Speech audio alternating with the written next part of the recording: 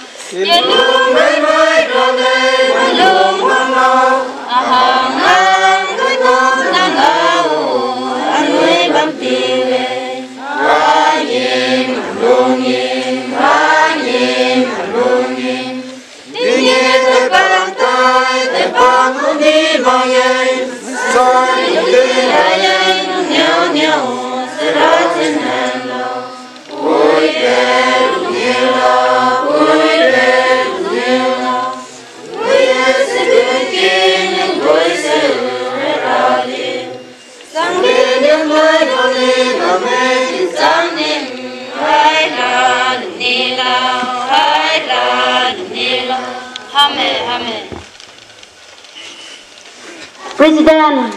anale pui te bolong la ngame lesong pada lesong nakuda pada ai pokoknya nolong dah ada kerana ni kerana ni woman society go pada presiden pung sebang kuda pada 2015 kena pung sudi kuda jadi cerita maka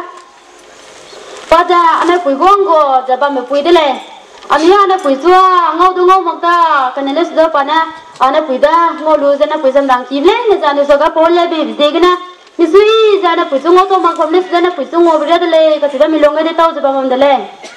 jadi cerita maka namai abang sawa jaba me galu pada ngau dah kai bija ngau sakit juga di degna abang tu cuma ini je sata jaba dele kasi dah pada kai di je tos sang dele dah jana nisui sang dele pe pada aku menjata ibu tu kai bija pe dek pe rati mana pahi mang kita kai deh dan apa jangga Vice President anale pui hilang le ni me nimno pacina sutere dalam so bodi so ka sampai kan paleja Vice President pungko dah paleja 2015 kena pale pung sudi ko dah dan apa jangga te ke derangga Treasury anale pui le Thailand me lesong pale pa sutere dalam so okay dai na lesong pana adigo na malong dah rakar ni anale mikini la hangrom paja anai na malong dah rakar ni ka dini woman society go paja auditor ko da itu da sabtu jabodi mendaga jai bi zegna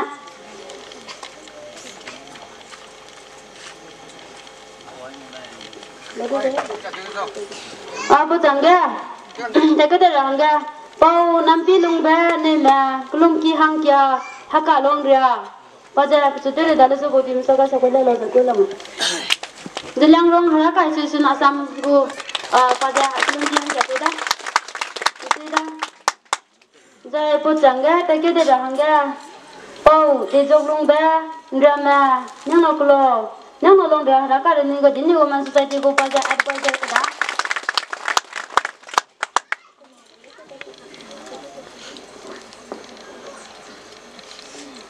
potangga dekade rangga anale pui porang te tila nena advisor pada nyano long dah kan rani gadi ni woman society go do present advisor da jadi sini maka hana pa present liga pata penguram le jarang na kamna ka mas ngala da raka mahila samiti go le japana president ko da assistant general secretary ko da dan acara nama maka pata teuran nama sangka jarang lamui dan orang kam silaka karena dah pa nyano long dah guat bajar dah acara nama maka pana cina long bah bang ja pada saat sebab mepui deh dan apa susah mesti kan di deh pana agum ja maaf sih ding lu bezi kena saya ketale nanti tu lu bezi kena long bah bang ja pana cina pau teh aja bam deh saya ani gulida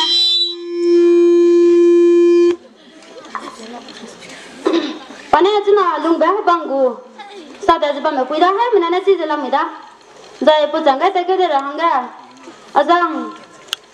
zokam ba ne ma pala wang la ga asna sa to lo de ko lam hangdum paja ana puiti ke ba me pe da misi ke sang da pune to mitam ni le za ma sang ga za pune ki ke le za bam no kan le za pune ta ga kum za ki lunga ta de nang ma kum za ai po ne puiki ke pa na re je te jin za te ba music na pu su to sang da jai pu changa te ke ra hanga kisi le ki pe lo advisor ra ka ra ni ga de no woman society wa ja bam ja chuna odi mu so sila ranga kisi da jai pu changa te ke ra hanga tinglia le hreilo hreilo paja haraka moksha foundation go assistant pracharika puikuda paja sida utangge de ranga kisi lungbe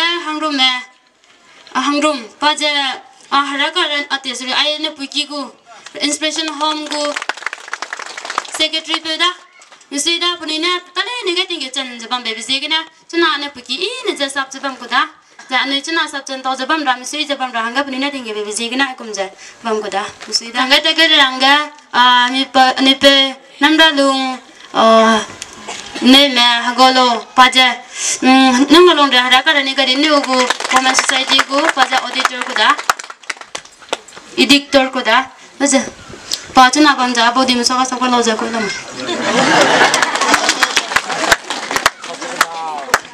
इसलिए दा आइना लय बाचांग आपो हुआ कमाय दा तेच मक बजेगी ने अगम जा मादु कोई बा इस ई रबे ता जते पे का मक ले बोधी में नाइ किरुम जे किना बजेगी ना तो संग दा मिसि दा दा पचंगा पे मादा बता लो के दा नया याय मनante menawang atau lo bजेगी ना पे तुंग मुनेगा kantam पे तो sang này Mainka, anui raka tu banus luna, alim hello za, malam kena susun nam kena lo, jadi kita za tu za bam dai kan lo susun nasi nak pergi kena, nda ka anui puirani puiga di nenarang za, anui jilang ruang raka mana, hari na tu za. Zai na lo za bam tao de le min le banai min lim nang am za bang le che wi blu gum za anoi ngai mak za anoi nang lo long diam pura min nan tu nang ka po le lim training to ra bang ga anoi na a che za sai wi ba man lo ga tu a ga sui te ma ra ma ang camera ma na zoi bu bi ze ga na ang camera no do to sang le na nam pe tu ngong do to le man ka ang ke na za no ga le lim training to wa ma za Ramna sarada na wan pui na ma katlo de che me na pe nen ko ji lao che gu me le su do anoi chi mak ze ga na anoi chi ka mak ze ga na mi ram ga na sing po pa me le za ji me le za jim dong wa lu hele lim jim dong wa lu wa na nu training te ku le anoi mai ka jilang rong ra ka ma mi le mi lim ne ka de re ngam gu le de bam no za anoi za chi ka mak ze ga na mai ka anoi long ne za ong do po so ji de te ne in te wo anoi te tri bi da jing ma ra me le za chu na na ga ke le ga ke kam da le za bam ne na za anang ka mi pom ra ma mi pa ma ra ma bam du ke de le nang noi le su du nang noi chi du le na na mai ka ge wang ba ga hang le ma da ga ai na mi na pa na ma da ga nang noi lung pe pa cha noi chi chi le na nang noi ne ke te hang ge nang noi do kya ma de le ana pa ka na ba ge na mai ka noi hello lim training bam ra ba ku du anoi pi bang ba tun chi le mak pa je ga na ke na za ni go ai ba za pui na Pana lero zap zam dun si bam le gum za pana mai ka anoi da ga anoi chi wang sang lak pa tun pi bang chi ma ra ka te lo su do anoi bam je ga na anoi chi wang sang lak pa hele rim ba anoi ku no ma rim ba le na za pana anoi do sa la ra ba hang ga pana lero za bang ne za anoi bang sa ra bang ne kai de le pana lero so pa pi lu gum da mai ka bang te ba za ke na za ra ting wang na anoi dong ya sang za anoi hang ga le ki be pe ke ka da le ka che be người tôi nan tôi người nên nghe lo pa na le si le da pa chi da le si po so chi da bam le su du mi long kai mak ti za na na zilang rong ra ka ma ko hin de le chi du chi ka ma ta le ka na su rang ja da ke na za rang ja da ra ko le na zilang rong ra ka ma da ga ma ka kai ke ko da de le ka che be ya no ne nghe lo bam de le po lu gum za pa na zo pa za bam lo ga du bi ki ka nong kang ga Apna pe mena machin ding nu za chule ka kam le ga kana me le ga pa to rab le ne ge la kai bi je ga na pa ta pa su do ka yam ro ta pa su do to sui za pa do ta pa me je ga na nang ka la na ne jilang rong ra ka me do ne do pa na ke te bi je ga na hanang ka na hele le pa rim ba le za chi anoi pa na rang ru bi ba chi di milong kring ba anoi pa ti ba me za Harana le ki be ka le ka che be mi lung ka ni ngai le ke na za ang sam na sa dai de ga nai pui ring ba tinga na hello rim ba sa nam le ta ji na man ka ko te te be na le rim ba sa la da chi ong te ma ma ka che le na ya po za pa rim ba se na na ngai le ting ting ka na nam bai za bi hi le ga za nam bai za ba me lo na 남는거 라니 분야랑 봐 안노이네 세바 딱사 남는거 남노에 지라를 라오 지로다잖아 바른바 지라 바른바랑 하고 아노 마이네 바꾸들레 바꾸레가 저베자 이나닝 더베 딱게 상네 띵띵가나 안노이랑 롱 맘네레자 아 까투레 로간 삼제가나 롬 콜레키 까투치마카 냠 콜레키 까투치마카 하나는 가 비왕상디라나 비왕상디자 안롬 둘레 가이 야제밤다 마나 가이 밤는스도 반에 불롱 가이 막질레나 아 이네 간닝 마땅다 나는 슬레올레 반에 불롱 가 말레나 아 롱코면 노테 밤는스도 발롱코가 밤마이고 레마카 아 알야나 삼그데 밤나 가는스도 저라네 가이 딱자 바나 아 hello 림바 지루다나 진나로가 로코나 레자 사자 삽자 라삼사 지루 beleda 라잉 남그디 bel에 라네 베고레가 라네 남말로 자랑네 팅와라네 캬마들레 나다노이케 아 그사메 puisa pepe 라모 pu이랑 pepe 밤네서도 아노이네 닝아 막티잖아 안양에 꿈들레 파사바자 안양게 파플롱 파이다 사콜레 안노이테 루앙나 사콜레 파나레 림바 진로블레 곰자 라왕 라이리 삼파오마이 타이망 만세 라이리 사망레 라고레 시치노마 지망만세 테랑나 소팔레 블레 곰자 파치포데 지미노베제나 나만카르 자베제밤노제마 아 파다 테비히도 테마 남상 나베수고 베베로가 타테밤자 라타 테칸디바 하랑여 테칸디바 플롱 빼빠자 안에 하남 람뿌이 마치 간 짬메 뿌이 마치 막고 뿌이도 바나 안에도 아 ngwa cái tệ 농농자 바가 지바 바 설레 간난자 아 안에도 자 마치 막모도 자 ngwa 또자 삼사 안 또자 레테자 비제 밤자 안에 포르가 상달레 나만 가는 양게레 기베 베케가 다들레 라팅왕네 따자 안게 나자라팅 왕도도 도상래 나만까 나나래 기베 베케 비블금 자페자 헬로 다이 막자 아노이고 아 헬로 헬림 나이나 아노이고 하라삼 기베 방라 삼네 띵페 띵름 아 띵믹드삿 아노이레네 감 아노이테네 감노 자페자 리토이 자밤라 한가니 페팅왕나 힝나마들레 자라마네 게레 놈데 했나도 아在那啥个说个，跟老毛说个，在那啥的，哎呀，对嘛来个，这没对啊，对，哎，真的，那个来白跟老毛个，马头起码的是都3块6的工的，都要老的，哎，北京王跟老。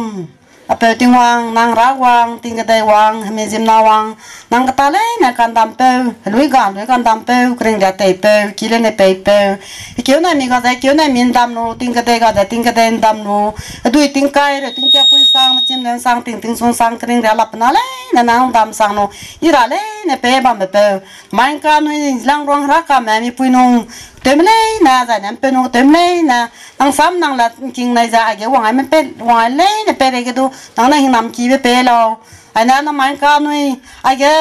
还帮对嘛，你们来 training 对了呗？在那还帮啥了呗？啊，那是说不嘞？个都哎个光不嘞？那在背的不那三歳不嘞？那个背的不那弄个那rim个么子？不那弄这不那弄个啊，那个就哎，帮忙个背对王，那大概记得嘞。那嘛没会你们听，安内打电话个，从哪听做个那做别个章，别几个章别能那你弄我带呗，别说干什那嘛，新报道嘛，干个他们对嘛，啊，没三十八代人，弄点干这个，都弄点干这个，别的，安内这两桩啥干嘛，三十那个代别嘞，啊，你对，你哪路在听米的三个代米的三，安内了安内你们呢，俺路在帮还光头在，帮着喊个那行那买了，安内人基本来，安内弄那嘛，都对起对别个来，那是都啊，别听话。nang na irale na nang nan dam no pe noi noi ga jan dam no irale na ka dei pere ke nang na pen sang ma me pe da ga chunang kai ne ke ja pam lo ga anoi na chin sang la a sa chingam la sa wang tang lak bam ne su du chunang kai ke kuang le na hai ma na sa ching ga ma bam ne su du nang toi nang hing nam kin i be lu nei be je ga na hang le ma dai har si po pai ma nang hing nam ki be lu nei be je ga na ga hai ma nan to tam ma me pere ke du nang hing nam nang na ki be pe be de pe de mi nong ga na à mình nông riêng giờ mình nông cái nào này mình nông cái tây cái chiều ấy về hàng lên mà đây nè bata tây cái tây mi cái tây bầm đá mình nắp phơi đây nè bata tây cái tây mi bầm đá anh nè phơi hết phơi mà đây nè mi ta tây cái tây mi cái tây lúa dân lang bang ra cả mình nè về đây thì mình đã sai cái tây mi đi sa đi tây lúa về đây kêu này mi zo pa kum du tren kan ching kum go kum tu khalon jang kam ma kum du khlo ta na lo da ni jang rang ra kam na ba mang na nang na hing nam ki be pe lo ine ken sang chi la bam na so pe tu wang nang chen sang lo pe ne po pe ge nang na kan sang a lo da ne I ma chi kan sam je ge na I jin na wang chang ba ba nang wang chang a ba pe tu wang ina sa chi lak le ne su du nang ji ge na I ma no sa ma bam ne su du nang ji ge na I sap chu za sai bam lo ge du nang na pe ge du hing na mai da ne tem na pe ge I rab le ne nang na mai be pe da na mai ka no tu chu be ge na se za pe za hello ta ta di za no po po training za no sau dai mak se te ta bam ra hang ga nang na hing nam ki pe lo ai pu ra ni ga de ni ki hai ra bam ge na no wang chang no dai ne bi bang te za bị băng nó sụt ra bị từng cái trang bán người mặc ra tiếng pe tiếng run tiếng mi ta sai cái mi ta sai nên ngâm ra bầm băng cái tiếng hoàng mang này làm malo anh ấy cái lồng bé băng sara bé xua cái kalau làm cái này program kiat cái gì này etu cái bé felicitation kala chế bé rồi phải này chế này lesson này bảo lại ra bagu pi tiếng cái đó lesson đó bagu pi ra nên sửa ra pas surap xua cái này cái chế này mai kala pi bang mulai biasa dia dah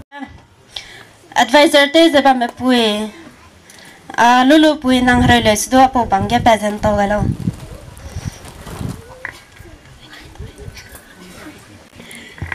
kalau malam gina aja ka sai ni ga bangya mira me kona award ka seda anuina hatwa ka sai ni ga bangya pe ga rahangya pa zen ha anui hangya ndai se ga reu ga isa pom sauza penop ma sai penape pikilung kangya son zama zabazat mahangna pana tatu guys zana anui hangya kible na pana liya gai bebe zegna patlung iba pzai iba pana anui hangya te liya gai bebe zegna na main kaga ya nui wang du rahang ngolu bezo bezegna le age hindi bokna krang bugumza kedai re manana nang chun chara hangya hagwa zetelo zai nang rasam ka tai magra hangya le ro lo lung zai na te ra hangya te si I lo zai kang ngam bam lo nang ri ra hangya ze hing di bokna rangum za na main ka ga pana anui hangya ki le na te ja kai be be zegna na main ka ga anui I ne za ga gwang ro ra hangya ngolu le ai be zegna ze za ka te ne le so misu I ba mina pe ga sto zai to ga sto to ngam lak ti ba de le pana ta te ga di be za anui hangya si zegna hangram raka lam gna ka sai ne sto misui iba sangam nakti be zegna krodo ilang ko dumala e kan ne sto atza ka sai ne hanga pihi te unga da kan ne sto atza ki galu za te gara dele na ka ga gyu ra hanga anala pui ke hedin chungla nang gyu za pihi te gara lo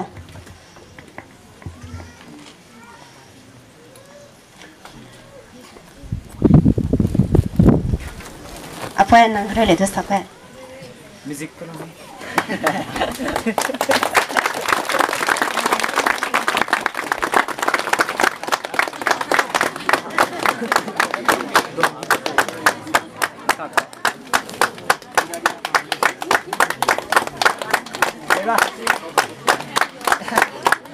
Zai pasangnya wang dai ra hain salah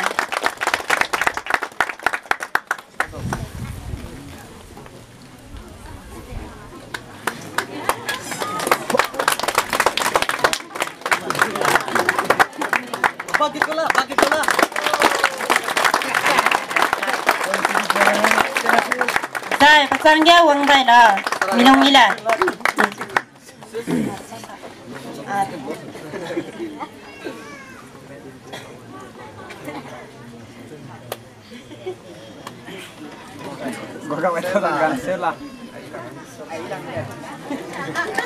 Sangge kita ra minum gila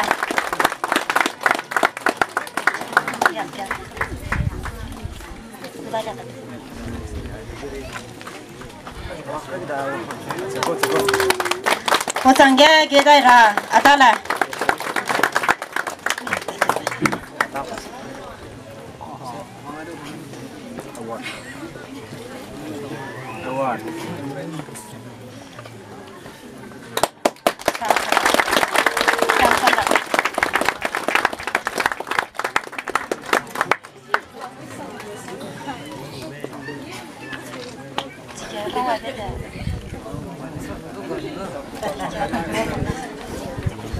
Look at.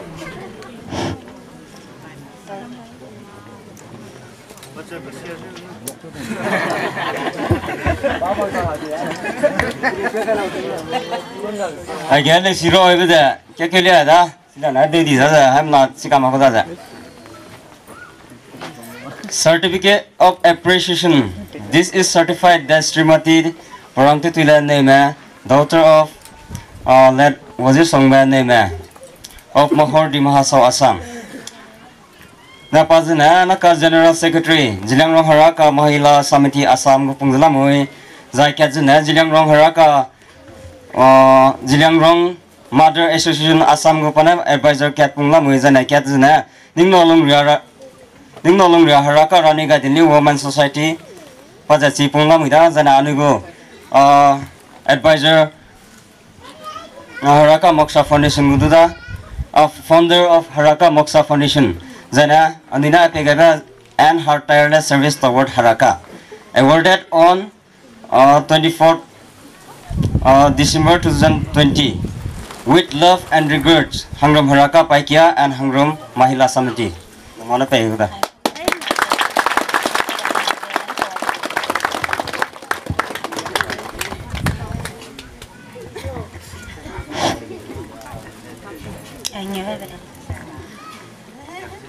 Brief descriptions of Srimati Porangte Tuila Neme. She is a daughter of Lad Wajisongba Neme and Srimati of Hen Salar.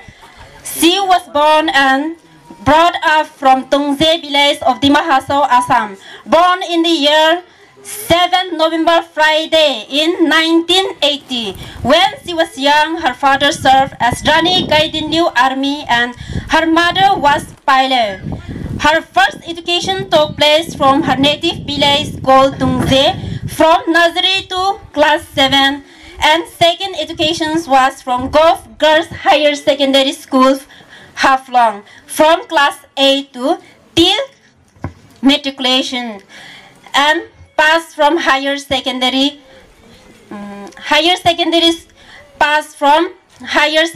school Mahor, Assam in 2003. Her father, Lat Wajisongban Numa, dreams her that she wanted her to serve for the society. She told her, "My daughter, when you grown up, your first duty is to serve for the society, then for yourself." They usually had their family worship on every Thursday. She learned Tingwang Hindi book when she was just class 5. When she was just 16 years old, she served as cultural secretary Ziliangrong Haraka Youth Cultural Organizations and went for her first education tour to Haka Longria.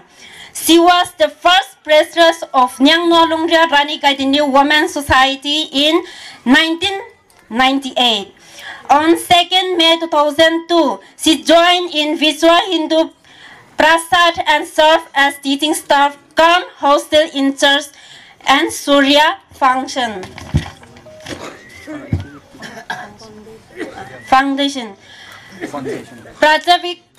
Prajavika Vishwa Hindu Parishad Durga Wahini Sangyojika Dimahasau, Assam. And 2004 to 5 she got in 2004 and 2005 she got government job as teachers in 2006. From 1st January to 7th January 2008 she taught Longbe Habang at Chitrakup. Her guru was Swami Yatindra Nandra Giriji. She got married to Sri Itilung Pame of Longko village, Manipur, and they presently settle at Mahor, Dimahasau, Assam. They have 2 daughters and 1 son. She served as assistant secretary since 2012, Ziliangrong Mahila Samiti Conference at Nchubunglo, and promoted to general secretary in 2019. Her first plan of spreading Longbe Habang was 2015, but due to some communication gap, she couldn't fulfill in the said year. She started spreading of Longbe Habang on 29 August 2017 at Hangrom. Present designations of hers are General Secretary Ziliangrong Mahila Samiti Assam advisor Nyang Nolongria, Haraka Rani Gadini Women Society, founders of Haraka Moksa Foundation. Her main point of views about Longba Habang are to stand still of our Ranima Gaiden Liu Inspiration Home, Hangrom Dimahasao, Assam, to believe in our Almighty Tingwang with charity. Agak kita ni tega di bisa kena nang mi benar body mira pipena lunga dalai jadi kena.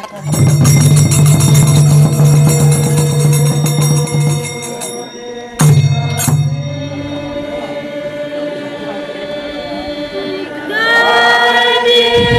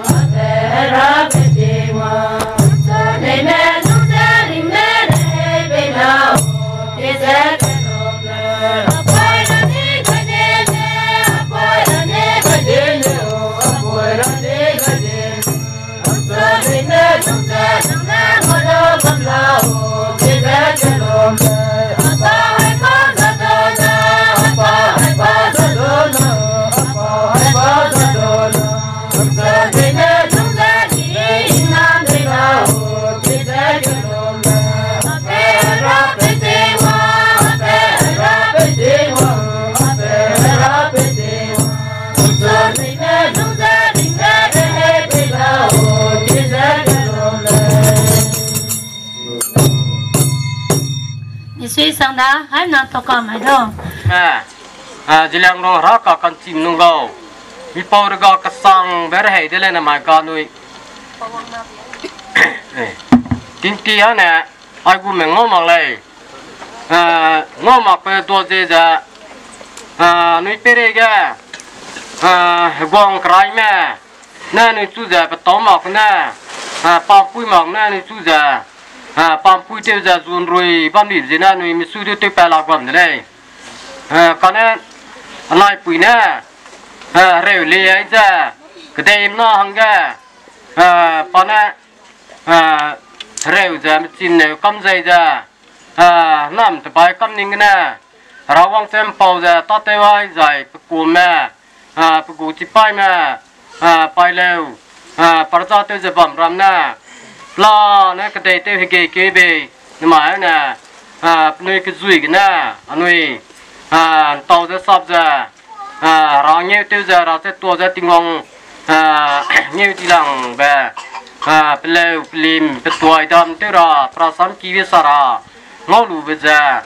nuôi nằm anh ca ra hay tiếng cùm sang ra hay cái lùng cam mi về hay thế này cái sẽ giờ hay nãy chín xì lệ hết bụi hết bể mẹ nuôi bể tiếng ngong cô giờ phải ni kiwi cái chân rêu ra ra pa kiwi pa pa ra